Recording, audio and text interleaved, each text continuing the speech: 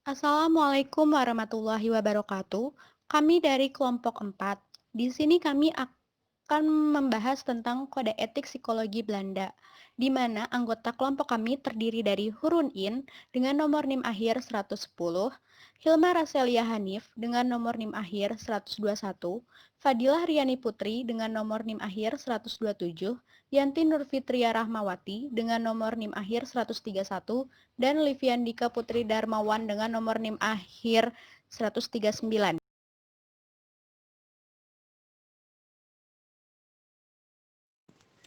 Kode etik psikologi Belanda. Seperti negara, kebanyakan Belanda juga memiliki kode etik sendiri dalam dunia psikologi, di mana dalam hal ini Belanda menggunakan Netherlands Institute van Psychologen atau disingkat sebagai NIP sebagai landasan kode etik psikologi mereka.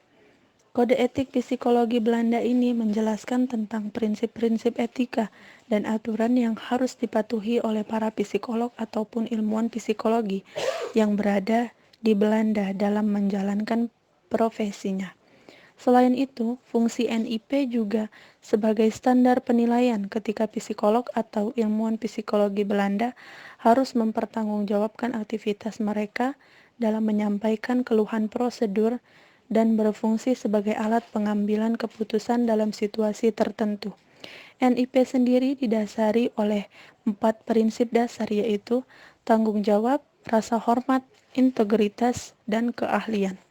NIP sendiri juga mengacu pada ECHR atau European Convention on Human Rights dan ECRC atau International Convention on the Rights of the Child. Selanjutnya, Netherlands Institute van Psychologen. Di sini, psikolog bertanggung jawab penuh atas aktivitas profesional mereka terlepas dari kewajiban mereka terkait dengan manajer mereka. Jika ada, sejauh relevan, psikolog harus memastikan bahwa setiap orang di lingkungan kerja mereka mengetahui persyaratan kode etik ini dan harus memastikan bahwa mereka memiliki kebebasan yang diperlukan untuk bertindak sesuai dengan persyaratan tersebut. Kode etik psikolog profesional haruslah mengikuti ketentuan sebagai berikut. Yang pertama, psikolog haruslah bertanggung jawab dalam kualitas kegiatan profesional mereka. Kontinuitas kegiatan profesional mereka mencegah dan membatasi bahaya serta mencegah penyalahgunaan jabatan sebagai psikolog. Yang kedua, psikolog harus memastikan bahwa mereka dapat bertindak secara independen dan objektif dalam kegiatan profesional mereka. Yang ketiga, psikolog haruslah menjamin kerahasiaan data klien. Yang keempat, psikolog harus terus memiliki pengetahuan akan bidang mereka. Yang kelima, dan psikolog harus dapat menyadari batasan kompetensi profesional mereka.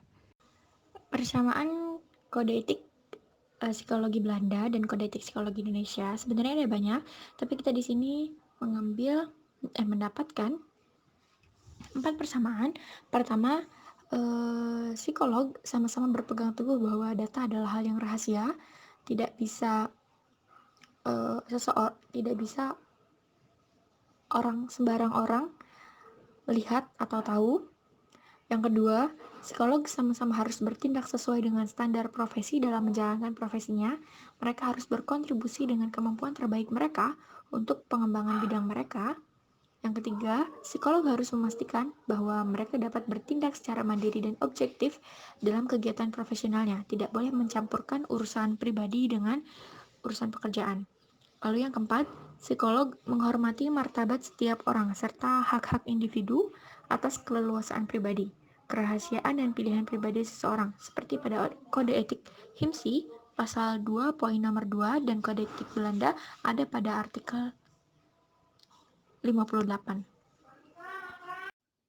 Perbedaan kode etik psikologi Indonesia dan kode etik psikologi Belanda. 1.